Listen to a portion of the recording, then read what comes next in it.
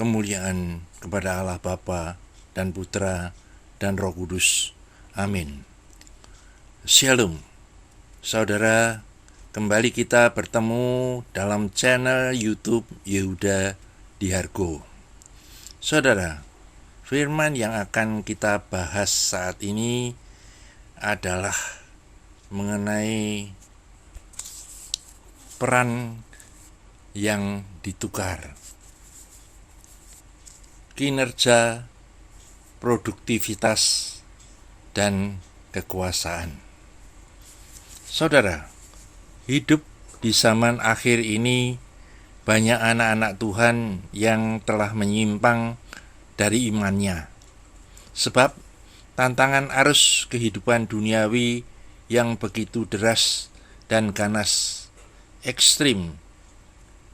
Jika hati kita tidak melekat kepada Tuhan dan berakar kuat dalam pengajaran firman Kristus, kita akan turut terseret arus dan tenggelam mengikuti arus dunia.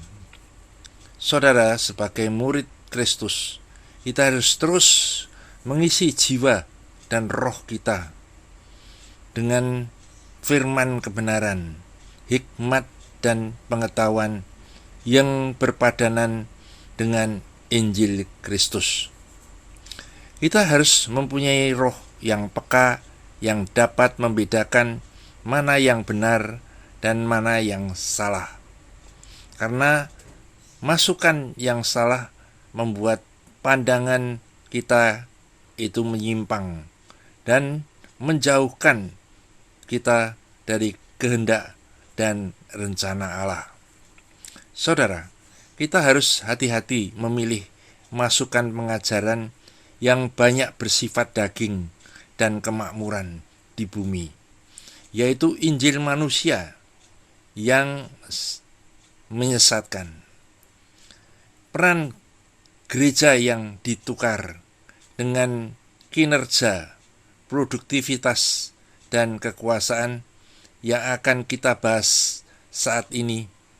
Gereja membangun sistem keagamaan yang menggunakan kecakupan manusia sebagai pusatnya untuk memastikan kemakmuran dan prestis melalui kesuksesan program, teknik, strategi, pengelolaan gereja. Benih kehadiran manusia akhirnya melepaskan ketergantungan dengan Allah Sang Pencipta dan akan menjadi pencuri kemuliaan Allah. Kita akan membuka Alkitab kita di dalam Injil Matius 6 ayat yang ke-33. Demikian bunyi firman Tuhan. Demikian bunyi firman Tuhan. Tetapi carilah dahulu kerajaan Allah dan kebenarannya, maka semuanya itu akan ditambahkan kepadamu. Saudara, firman Tuhan ini mengatakan bahwa kita harus mencari dulu kerajaan Allah dan kebenarannya. Yang dimaksud dengan kerajaan Allah itu ialah hadirat Allah, menemukan Allah, dan juga mengenal Allah secara benar, dan juga kebenaran-kebenaran dari Allah. Saudara, setiap manusia ini mempunyai tugas kehidupan yang harus dipenuhi, yaitu menemukan Tuhan dalam hidupnya dan juga pengalaman berjalan bersama Tuhan dan menikmati kebaikannya Tuhan, dan juga harus melekat hatinya percaya, dan mengenalnya. Allah yang kita sembah itu Allah yang bagaimana? Mahalnya waktu yang disediakan Tuhan dalam kehidupan adalah kesempatan yang harus digunakan untuk mengenal kehendak dan rencananya Tuhan. Kita bisa lihat di dalam Yesaya 55 ayat yang ke-6. Demikian firman Tuhan. Carilah Tuhan selama Ia berkenan ditemui. Berserulah kepadanya selama Ia dekat. Baiklah orang fasik meninggalkan jalannya, dan orang jahat meninggalkan rencananya.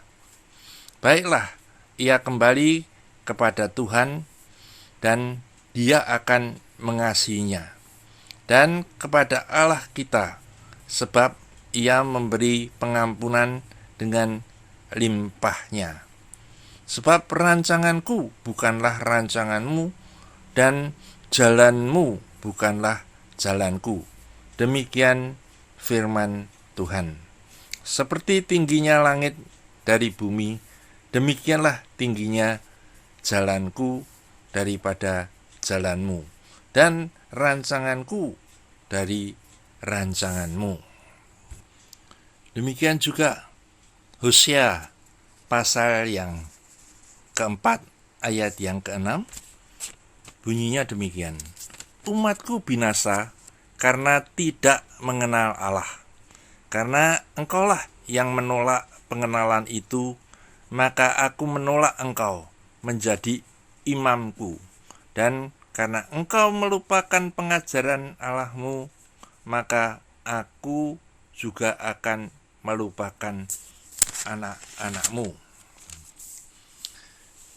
Marilah kita mengenal dan berusaha sungguh-sungguh mengenal Tuhan. Ia pasti muncul seperti fajar. Ia akan datang kepada kita seperti hujan. Seperti hujan pada akhir musim yang mengairi bumi. Sebab aku menyukai kasih setia dan bukan korban sembelian, dan menyukai pengenalan akan Allah lebih daripada korban-korban bakaran. Tetapi gereja tidak mengutamakan mencari kerajaan Allah dan kebenarannya, tapi lebih mengutamakan mencari kebutuhan dan kemakmuran di bumi, dan juga solusi-solusi masalah yang dihadapi di bumi dengan Tuhan sebagai alatnya. Inilah peran yang ditukar itu. Ini adalah sebuah penyimpangan yang sangat berbahaya di dalam ajaran ini. Firman tadi mengatakan, umatku binasa kalau tidak mengenal Allah. Jadi saudara, kalau kita tidak mengenal Allah secara benar, siapa Allah yang kita sembah, itu sangat berbahaya. Kita bisa tersesat dengan Allah ciptaan manusia di dalam pemikirannya. Saudara, demikian juga Yesus berkata, engkau adalah Petrus, dan di atas batu karang ini aku akan mendirikan jemaatku, dan alam maut tidak akan menguasainya. Ini pun telah diselewengkan. Bukan Tuhan yang membangun gerejanya, melainkan manusia dengan program-program dan pembangunan gedung-gedung gereja fisik yang lebih diutamakan. Kemudian juga mendirikan sekat-sekat denominasi gereja dengan doktrin-doktrin yang ditanamkan. Saudara, seharusnya menurut firman Tuhan, Tuhanlah yang akan membangun gerejanya di atas batu karang, yang artinya di atas firman-Nya yang benar.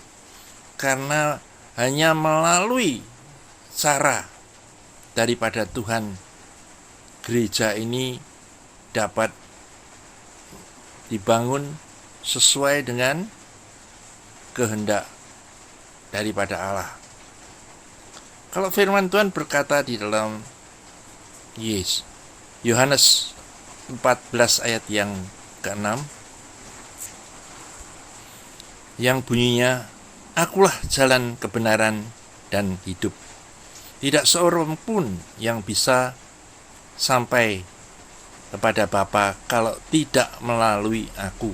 Artinya, kalau tidak melalui cara daripada Tuhan, jalan yang Tuhan buat. Demikian juga gereja. Gereja tidak akan sampai ke tujuan kalau tidak dengan caranya Tuhan, yaitu dengan melalui pengajaran Injil Kristus. Tapi saudara bisa melihat, semuanya ini peran-peran yang ditukar. Karena roh kesombongan dan agamawi yang telah ditanamkan selama berabad-abad tengah dalam proses disingkapkan. Dan apa yang tidak ditanam oleh Tuhan, semuanya akan tercabut oleh Tuhan.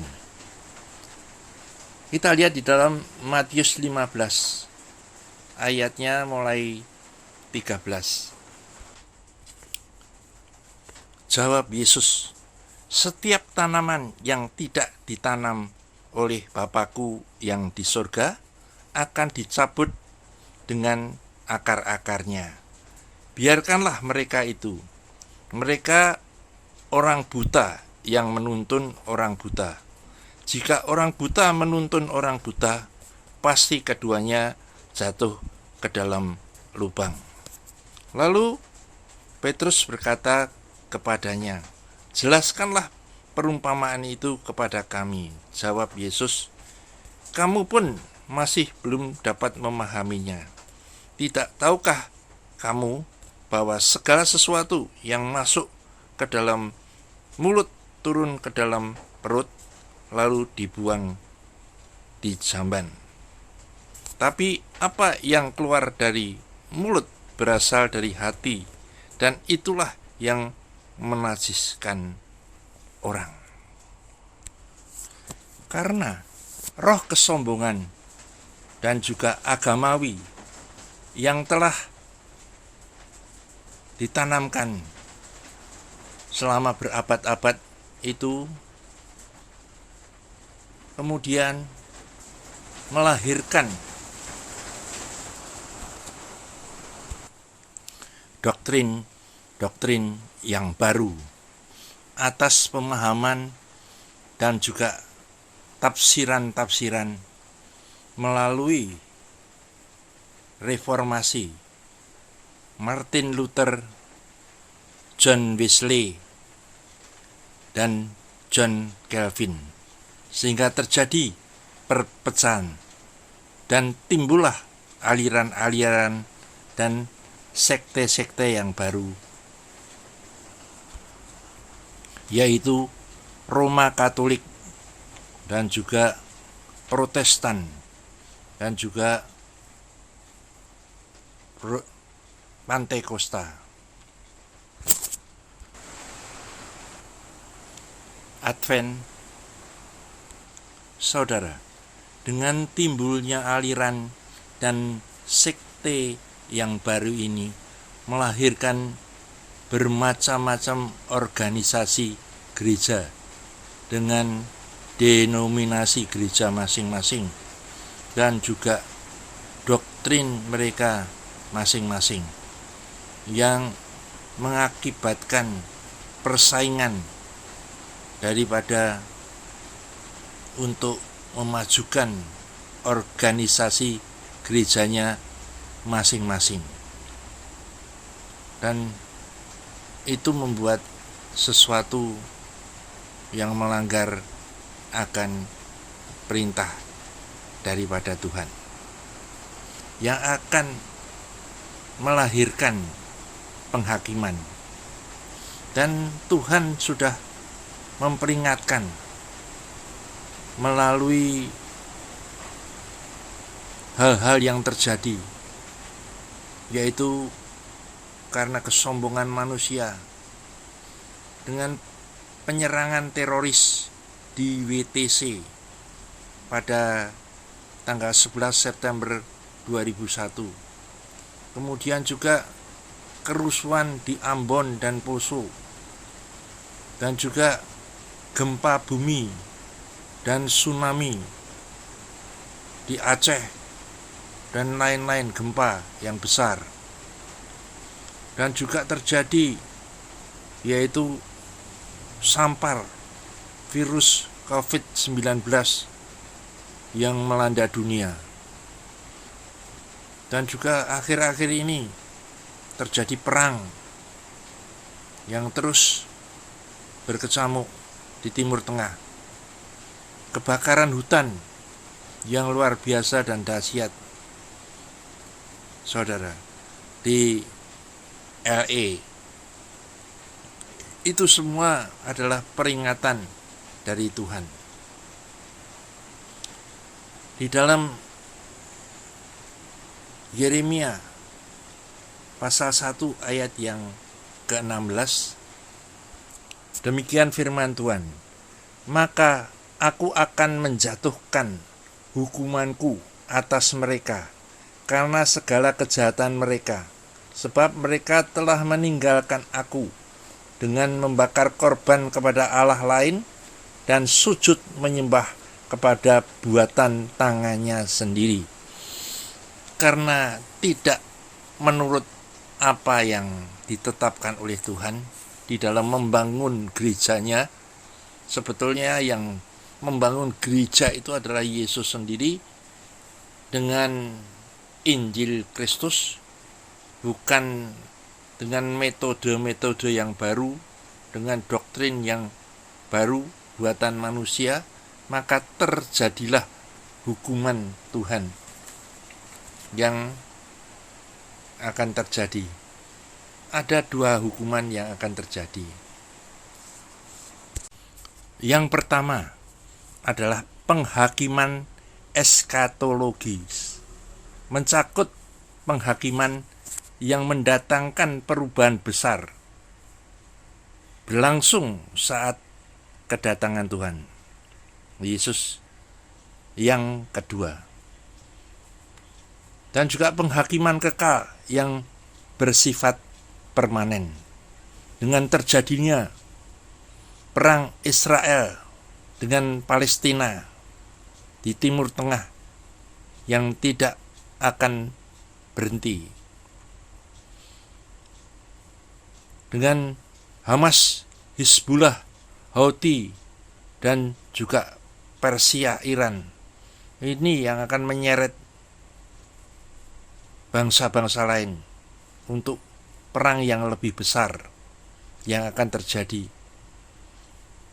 yaitu antara Israel dan Amerika dan sekutunya melawan musuh-musuh mereka. Yang akan terjadi perang dunia yang ketiga, yaitu perang Harmagedon. Saudara, penghakiman yang kedua adalah remedial, yaitu berkaitan dengan didikan Tuhan terhadap anak-anaknya yang bersifat sementara dan dirancang untuk membawa perbaikan. Tujuannya untuk memulihkan dan membawa mereka kembali kepadanya. Kita bisa melihat yaitu penghakiman-penghakiman yang sifatnya memperingatkan. Kita bisa melihat banyak hamba-hamba Tuhan yang jatuh, dan juga banyak hamba-hamba yang sakit, dan juga banyak hamba-hamba Tuhan yang mengalami kematian muda. Itu semuanya adalah penghakiman remedial yang tujuannya untuk memulihkan, untuk memperingatkan, dan membawa mereka yang telah menyimpang itu kembali kepada Tuhan. Sebab gereja yang telah kehilangan tanggung jawab yang membawa jemaat-jemaat ke surga. Injil Matius pasal 23 ayat 15. Demikian bunyi firman Tuhan. Celakalah kamu, hai ahli-ahli Taurat dan orang-orang Farisi, hai kamu orang-orang munafik, sebab kamu mengarungi lautan dan menjelajah daratan untuk mentobatkan satu orang saja menjadi penganut agamamu, dan sesudah ia bertobat, kamu menjadikan dia orang neraka yang 2 kali lebih jahat daripada kamu sendiri. Firman ini mengingatkan kepada hamba-hamba Tuhan yang dengan bersusah payah mencari jiwa-jiwa dan membawa mereka, banyak yang bertobat, tapi membawa mereka bukan dengan pengajaran yang benar dari Injil Kristus, tapi yang menyelewengkan, sehingga mereka semuanya akan masuk ke neraka. Saudara, yang kedua adalah kuasanya. Gereja kehilangan kuasanya karena menggunakan kekuatan intelektual mereka melalui program-program sistem, konsep-konsep manusia untuk membangun gerejanya. Saudara, sebetulnya hamba-hamba Tuhan ini tidak akan bisa membawa jemaat-jemaat yang dilayaninya ini untuk datang kepada Kristus dengan program-program mereka. Yohanes pasal 6 ayat yang ke-44, demikian bunyi firman Tuhan. Tidak ada seorang pun yang dapat datang kepadaku jikalau ia tidak ditarik oleh Bapa yang mengutus aku, dan ia akan kubangkitkan pada akhir zaman. Lalu Yesus berkata, sebab itu telah kukatakan kepadamu, tidak ada seorang pun dapat datang kepadaku kalau Bapa tidak mengaruniakannya kepadanya.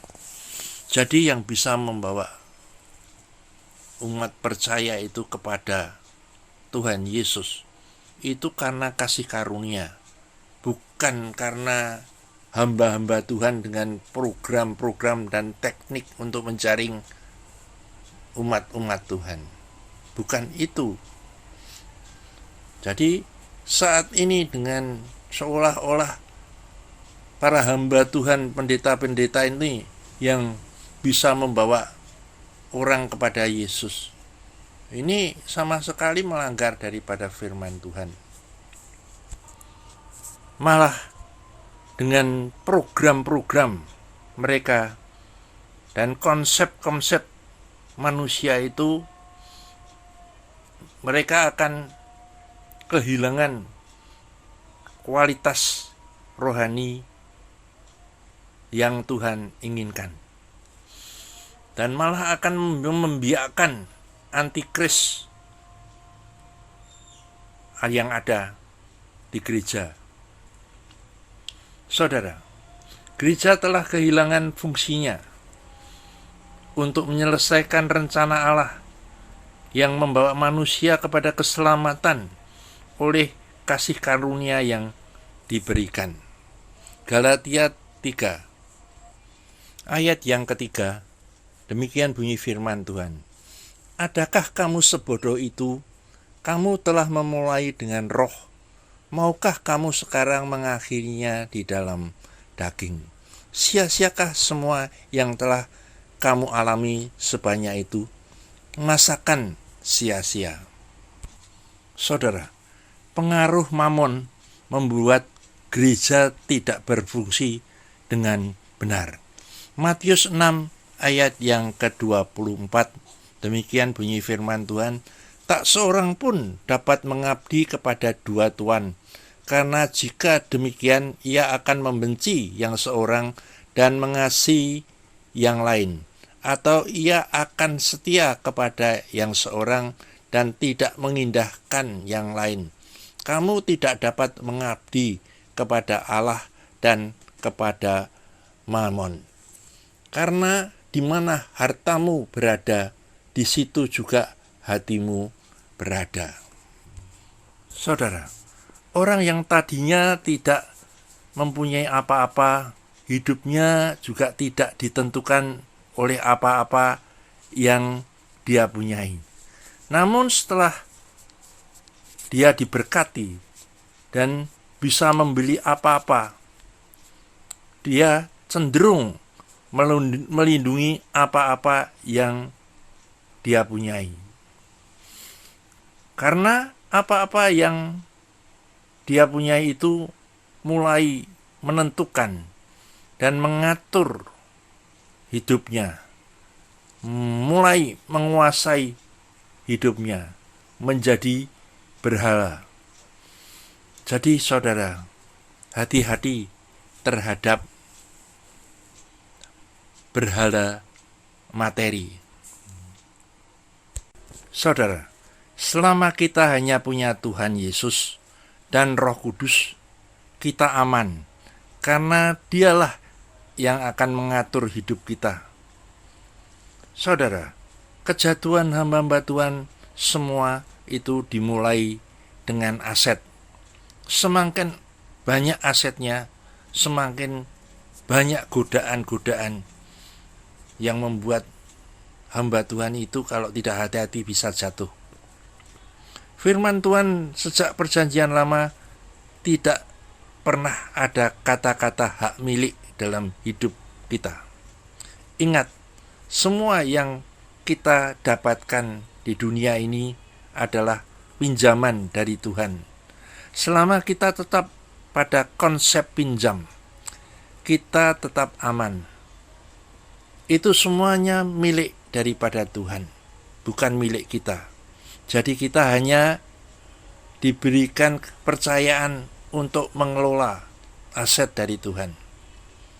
Jadi kita tidak akan terpengaruh kalau kita merasa itu hanya pinjaman dari Tuhan. Tetapi kalau semua yang kita dapatkan kita anggap sebagai milik kita, yang kita cari dengan susah payah dan dengan hati kita yang terpengaruh dan mulai melekat kepada harta itu, maka itu akan sangat berbahaya, akan menjadi berhala.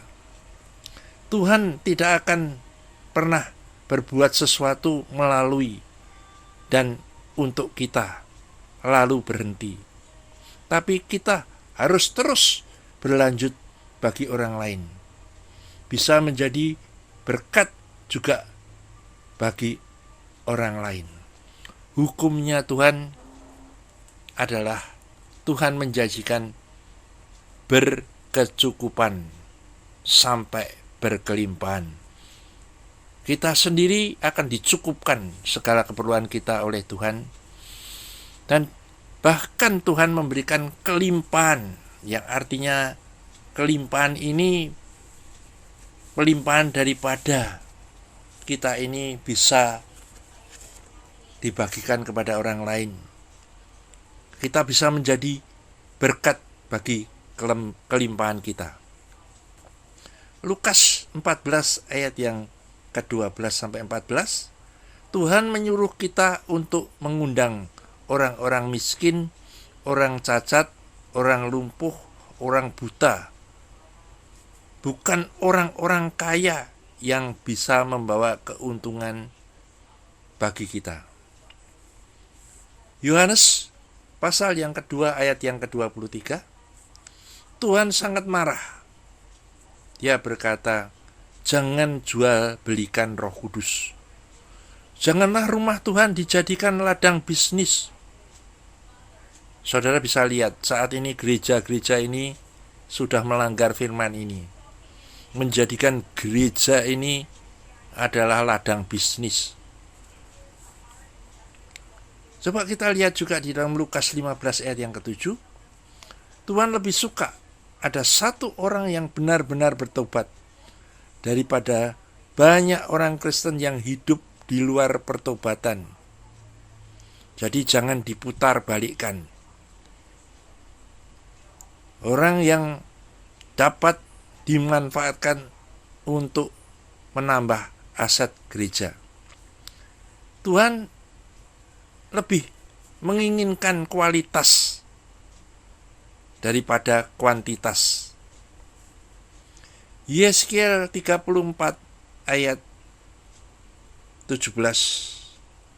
Jangan hanya memberikan fasilitas bagi domba-domba yang gemuk, artinya jemaat-jemaat yang kaya yang ada di gereja, sehingga menginjak-injak padang rumput dan mengeruhkan air yang jernih, sehingga merusak firman Tuhan dan mengeruhkan ajaran-ajaran yang benar. Saudara, saat gereja menyembah gambar kesuksesan secara duniawi, maka gereja berpindah dari tempat penyembahan di dalam roh dan kebenaran dan membuka bait Allah itu bagi roh-roh penyesat yang datangnya dari si jahat. Dan gereja jatuh dalam penyembahan berhala, yang artinya menyembah ciptaan yang menimbulkan perasaan sejahtera yang diperoleh dari hubungan dengan Mamon dan Baal, yaitu harta, produktivitas, kinerja, dan kekuasaan. Pengaruh Mamon membuat gereja tidak berfungsi dengan benar. Ketika gereja umatnya diberkati,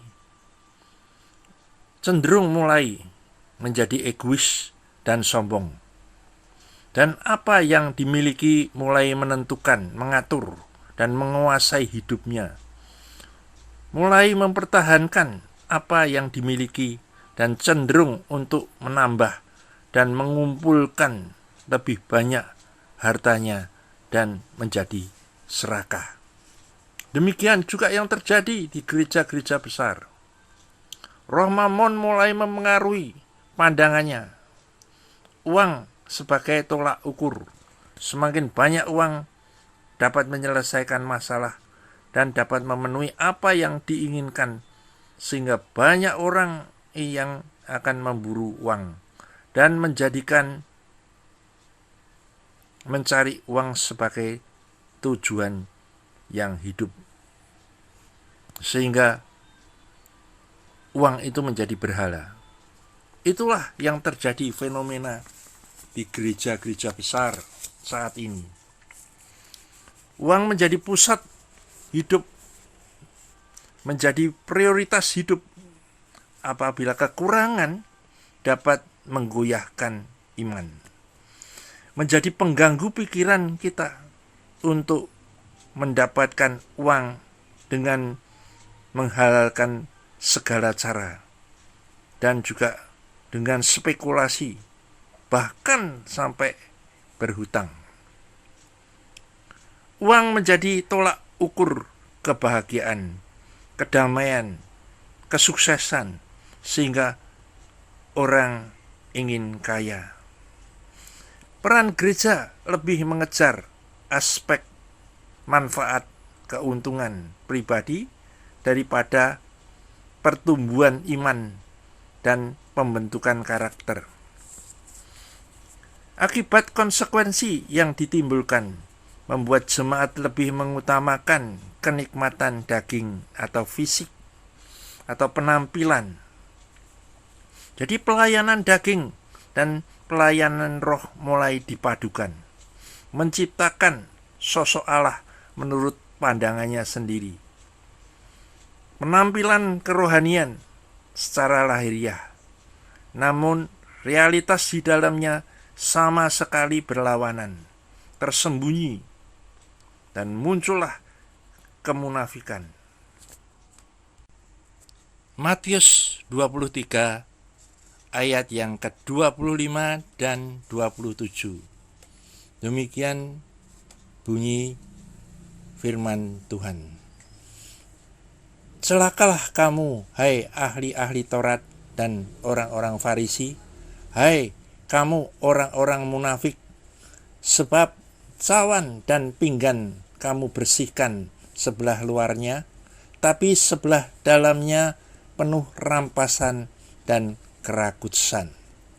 Celakalah kamu, hai ahli-ahli Taurat dan orang-orang Farisi, hai kamu orang-orang munafik, sebab kamu sama seperti kuburan yang dilabur putih, yang sebelah luarnya memang bersih tampaknya, tetapi yang di sebelah dalamnya penuh dengan tulang belulang dan berbagai jenis kotoran. Demikian jugalah kamu, di sebelah luar kamu tampaknya benar di mata orang, tapi di sebelah dalam kamu penuh kemunafikan dan kedurjanaan. Saudara, dosa-dosa rohani, penyembahan Mammon dan Baal, harta dan kekuasaan secara terselubung berkaitan dengan motivasi, sifat keangkuhan yang membuat apa yang dilakukan suatu kebanggaan dan pencapaian. Kita akan menyembah pekerjaan kita sendiri. Itu adalah penyembahan Kain. Itulah yang terjadi di gereja-gereja besar saat ini. Roh persinan, transaksi duniawi yang mencari kepentingan dan keuntungan bagi diri sendiri. Pelayanan diserongkan untuk bisnis dan keagamaan. Kerjasama antara prinsip Allah dengan prinsip dunia. Praktek kehidupan dan pekerjaan masih bisa dikompromikan, dinegosiasikan. Terjadi tawar-menawar untuk melepaskan sebagian standar prinsip hukum Allah demi tercapainya kesepakatan bersama demi keuntungan. Prinsip Allah bisa diatur oleh desakan kebutuhan untuk mengamankan kepentingan-kepentingan gereja mereka. Standar keberhasilan gereja diukur dengan penampilan di luar, tidak begitu memperhatikan kualitas batiniah jemaat-jemaat Tuhan. Gereja mulai menampilkan Tuhan Yesus sebagai Mesias ekonomi, kuasa, mujizat, dan kesembuhan ilahi. Pemulihan keluarga dengan khotbah-khotbah motivator, positive thinking seputar urusan kemakmuran di bumi, dan mengabaikan perkara-perkara yang di atas. Pada akhir zaman, gereja akan menjadi pembiakan antikris. Gereja harus menjadi sekolah militer yang mempersiapkan setiap pribadi orang percaya menjadi laskar Kristus yang memiliki karakteristik seperti militan, bersemangat tinggi, penuh gairah, roh yang menyala-nyala, berdisiplin tinggi, dan berhaluan keras, bertalian dengan kehidupan iman dan tingkat spiritual yang berkualitas. Segala bentuk kegiatan dan perjuangan harus radikal, terlebih-lebih harus ekstrim untuk memperoleh harta abadi dan sungguh-sungguh menghargai nilai-nilai kekekalan, mengutamakannya. Tuhan, tidak ada kompromi di dalam hukum Allah. Gereja harus menjadi sekolah yang mengajarkan kebenaran dan melatih orang Kristen sampai tingkat tidak menyayangkan nyawa miliknya dan segala hartanya. Injil diberitakan untuk menyelesaikan masalah dosa dan pembentukan karakter, bukan untuk solusi masalah kebutuhan di bumi. Kita harus berani menegur dan menyatakan yang salah bagi mereka. Dan kita tidak akan mencari untung dari firman Allah. Kita tidak akan berlaku licik dan tidak memalsukan firman Allah. Itulah yang seharusnya dilakukan oleh hamba-hamba Tuhan, bukan sebaliknya. Sehingga gereja mempunyai kualitas-kualitas rohani yang menyenangkan hati Allah. Saudara, virus kembar, kinerja, produktivitas, dan kekuasaan telah membuat gereja-gereja ini ditularkan.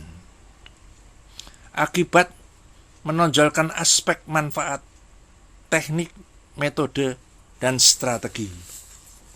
Pengajaran tujuan pertumbuhan menurut strategi model apa yang bisa dipakai.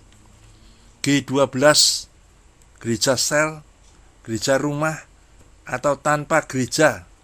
Akibatnya kita lebih mengejar program daripada hadirat Allah. Seharusnya kita meniru cara hidup jemaat yang pertama kali. Lebih mengutamakan aktivitas daripada pemujaan dan tujuan kepentingan pribadi yang didahulukan, bukan apa yang menjadi kehendak dan rencananya Allah. Keinipan pribadi dengan Kristus berdasarkan pengalaman, perjalanan menuju keintiman adalah jalan salib. Informasi tidak menjamin transformasi perubahan sejati.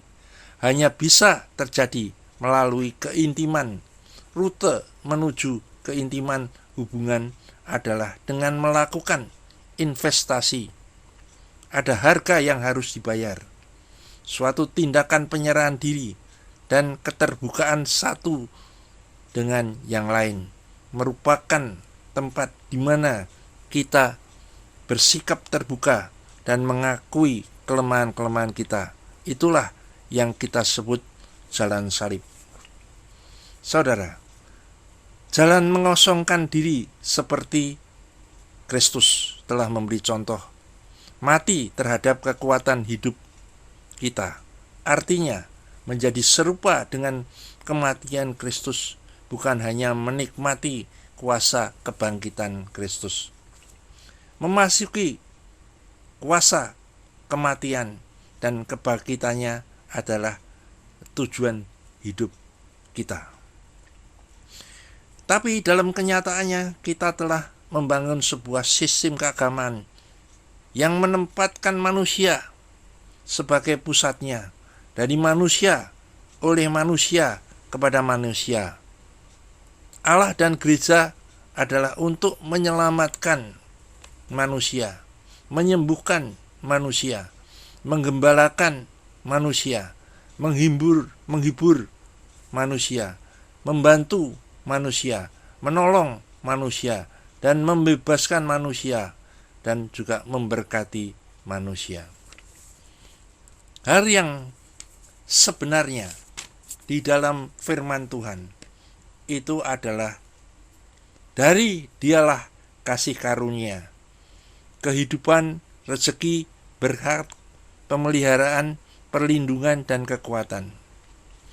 Oleh Dialah saja kita bisa bertumbuh, berbuah, dan mencapai keberhasilan yang dikehendaki Tuhan. Dan kepada Dialah saja persembahan buah-buah roh untuk menjadi kemuliaan bagi Allah. Suatu proses penyelarasan sampai Kristus menjadi sumber penopang dan pusat dari segala sesuatu.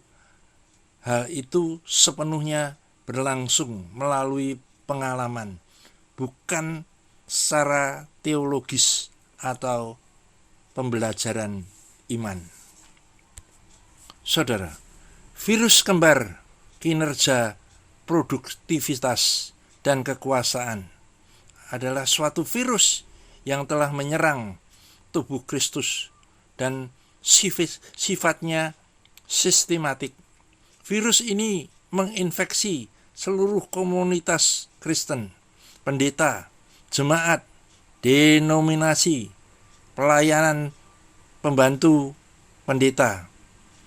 Itu adalah virus kembar yang juga menulari semua gereja-gereja besar maupun gereja-gereja kecil, yaitu virus kinerja, produktivitas, dan kekuasaan. Kita tertular oleh budaya sekitar kita yang berorientasi pada tujuan dan digerakkan oleh tugas untuk mendapatkan penghargaan dan pengakuan. Konsekuensinya, produktivitas kinerja menentukan harga diri kita.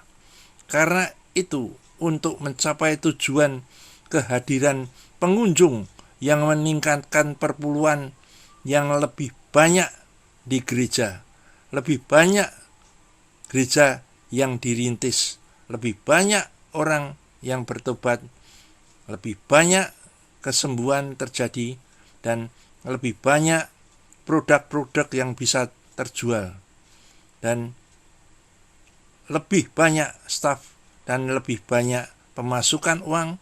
Semuanya itu menentukan nilai diri kita. Jalan menuju kekuasaan di dalam dunia usaha ditentukan dengan mencapai serangkaian kriteria kinerja tersebut. Saudara, manusia telah membangun jemaatnya, bukan Tuhan. 1. Menganggap membangun gereja sebagai tujuan. Namun Yesus berkata, "Hendaklah kamu mencari aku, dan aku akan membangun jemaatku." Karena kekeliruan ini, sekian banyak sumber daya manusia dan finansial telah dicurahkan dalam investasi manusia dalam program pertumbuhan gereja dengan membangkitkan sistem personalia dan fasilitas untuk mencapai tujuan.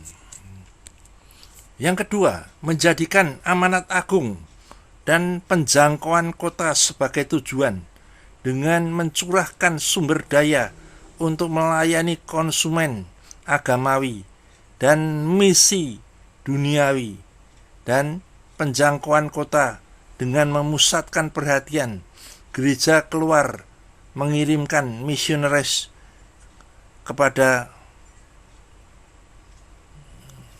untuk tantangan, untuk menuai jiwa-jiwa, dan juga untuk transformasi dunia.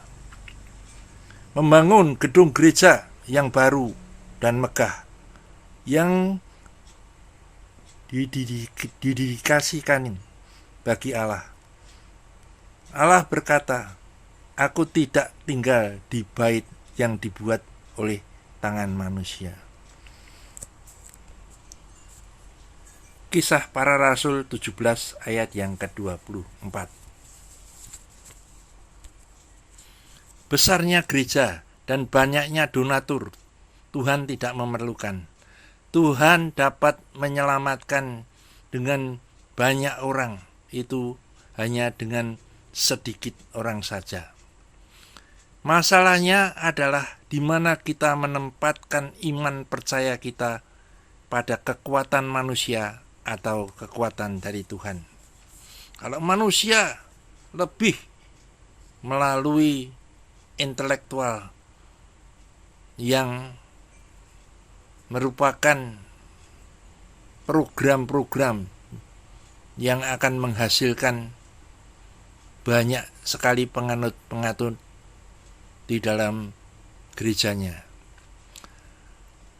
Allah pun tidak terkesan oleh ikon-ikon kekuasaan manusia, oleh gelar atau jabatan pelayanan, kemampuan teknik, metode, program, dan juga KKR untuk menarik banyak pengunjung, dan pencapaian kita tidak akan membuatnya terkesan. Pada abad pertama, gereja-gereja dirintis dan berkembang tanpa gedung, tanpa struktur, metode, program, dan kekristenan menyebar seperti api membakar di hutan yang kering dan melanda apa yang ada di sekitarnya. Itu disebabkan oleh kekuatan yang tidak kelihatan dari penyertaan Tuhan, bukan hasil karya manusia. Saudara, Roh Kudus menyertai pergerakan ini, memperdayakan dan mengarahkan perkembangannya, tidak jarang hanya melalui orang-orang yang tidak terdidik dan tidak terpelajar.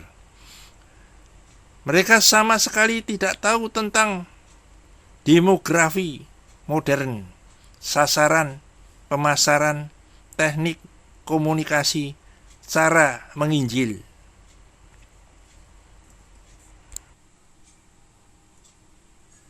Saudara,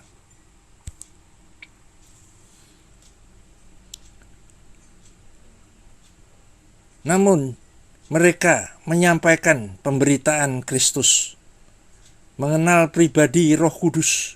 Mereka tidak berkhotbah dan mempromosikan gerejanya dengan mengatakan, "Datanglah ke gereja kami dan isilah kartu pengunjung." Yang mereka khotbahkan adalah, "Datanglah kepada Yesus dan alamilah kerajaannya." Saudara, seringkali pemerintahan amanat agung lebih diutamakan daripada pemerintahan "Kasihanilah Tuhan Allahmu dengan sepenuh hatimu, jiwamu, dan akal budimu." Seluruh upaya dan pengorbananku dalam tugas misi amanat agung, meskipun saya melakukan seumur hidup, jika tanpa kasih semuanya tidak akan berarti dalam pandangan Tuhan. Semuanya menjadi sampah. Berhala kinerja, produktivitas, dan kekuasaan mengakibatkan menonjolnya aspek manfaat, keuntungan yang didapatkan, menonjolnya teknik dan metode pengajaran, tujuan, pertumbuhan, menuntut strategi baru untuk pencapaian model apa yang akan dipakai. Akibatnya, kita lebih mengejar program daripada hadirat Allah. dan aktivitas daripada pemujaan. Bahkan doa dan peperangan rohani pun hanya menjadi suatu sarana untuk mencapai tujuan. Saudara, kerajaan Allah atau hadirat Allah itu bisa mendukung atau melawan kita. Kalau kita bersikeras untuk mengejar ilah-ilah lain, kita akan terus dilawan oleh Tuhan. Penyembahan berhala, teknik serta pengajaran model yang baru dan yang lebih baik akan membuat gereja terus-menerus mendukakan hati Allah. Keintiman berdasarkan pengalaman dengan Kristus adalah tujuan.